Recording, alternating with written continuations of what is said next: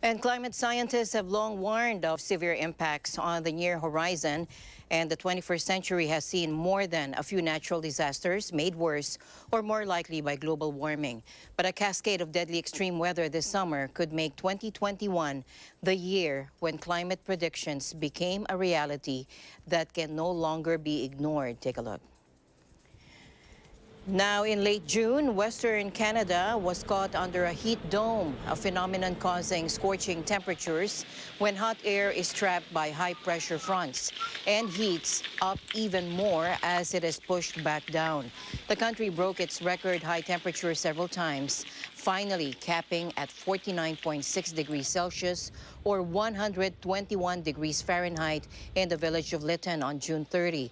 The U.S. states of Washington and Oregon were also affected. The exact human toll is not yet known, but amounts to at least several hundred deaths. Now, in mid-July, Western Europe was hit by devastating floods after torrential rains that ravaged entire villages and left at least 209 people dead in Germany and Belgium, as well as dozens missing. The flooding also caused damage in Luxembourg, the Netherlands, and Switzerland. Up to 2 months' worth of rainfall came down in 2 days in some parts of the region, waterlogging soil that was already near saturation. Now, flooding also hit China this month, with cars strewn across the central city of Jiangsu on Thursday as shocked residents picked through the debris of a historic deluge that has claimed at least more than 50 lives now. An unprecedented downpour dumped a year's worth of rain in just 3 days on the city, instantly overwhelming drains and sending torrents of muddy water through streets, road tunnels, and the subway system.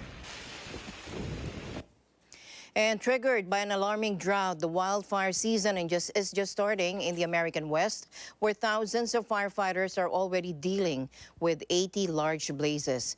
By the beginning of the week, the fires had ravaged more than 4,700 square kilometers or 1,800 square miles of vegetation.